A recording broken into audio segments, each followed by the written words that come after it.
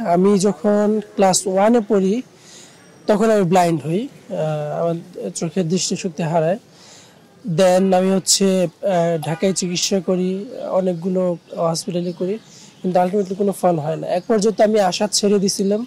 আমার এক শিক্ষক আমার বাবাকে পরামর্শ দেয় যে দৃষ্টি প্রতিবন্ধী যারা তারা পড়াশোনা করতে পারে। তারপর থেকে আবার নতুন করে রিস্টার্ট করা আমার পড়াশোনা। আমি বরাবরই ঢাকাতেই ছিলাম, ঢাকাতে পড়াশোনা করেছি।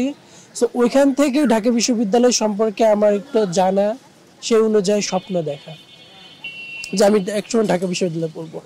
আলটিমেটলি ঢাকা বিশ্ববিদ্যালয়ে পড়ার যে চূড়ান্ত আমার লক্ষ্য, সেটা জন্মায় যখন আমি ইন্টারমিডিয়েটে ঢাকা কলেজে পড়ি।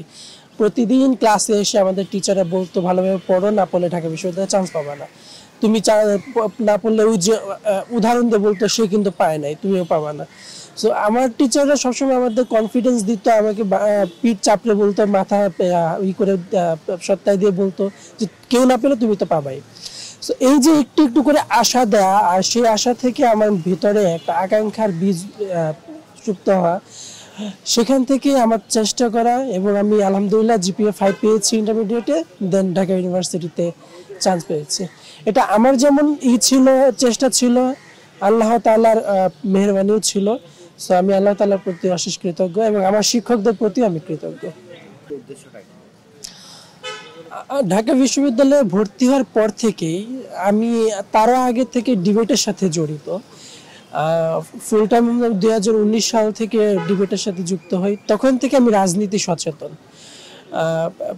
দেশের রাজনীতি, আন্তর্জাতিক রাজনীতি, সেই সাথে এই রাজনীতির যে ফল, বা আমাদের যারা জনগোষ্ঠী আছে, আমরা যারা ভিজুয়ালি ইম্পেয়ার্ড আছি, পার্সোনাল ডিসএবিলিটিস আছে, তাদের যে এম্পাওয়ারমেন্ট, সেটা দেখেছি যে মানে এই যে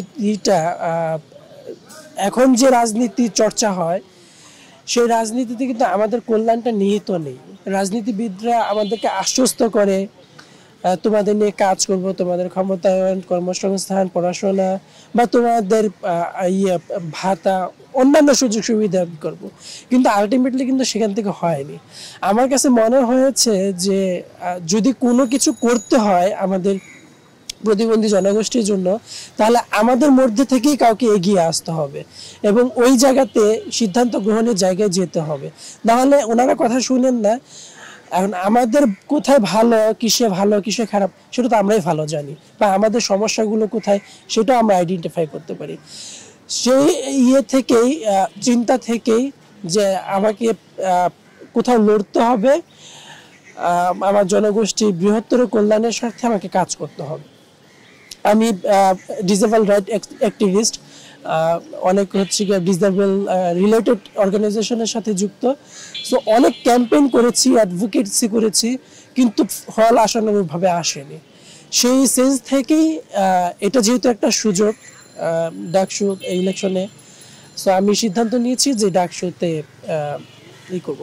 লড়াই করব। আমাদের সবারই একটা গোল আছে, কমন গোল আছে। সো আমি যখন সিদ্ধান্ত নিয়ে ফেললাম, এবং আমি যখন অ্যানাউন্স করলাম যে আমি ডাকসুতে নির্বাচন করব, তখন আমার সাথে অনেকে যোগাযোগ করেছে। তার মধ্যে শিবিরও যোগাযোগ করেছে যে আমরা একটা প্যানেল করতেছি জোটবদ্ধ হয়ে, সো এখানে বিভিন্ন মতের, বিভিন্ন আদর্শের মানুষ থাকবে, তুমি চাইলে থাকতে পারো। সো তাদের যে নির্বাচনী প্ল্যান এবং শিক্ষার্থীদের জন্য তাদের যে ভিশন, তাদের মিশন, সেটা আমার কাছে পরিষ্কার করে। আমি তাতে কনভিন্সড হই, এবং আমার যে চিন্তা ভাবনা, আমার পরিকল্পনা, সেই পরিকল্পনা তাদের সাথে মিলে যায়।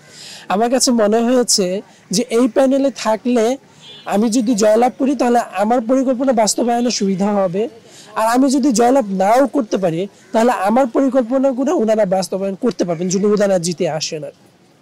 সো আলটিমেটলি আমার তো নির্বাচন করার উদ্দেশ্য হচ্ছে গিয়ে আমার প্ল্যানগুলোকে বাস্তবায়ন করা।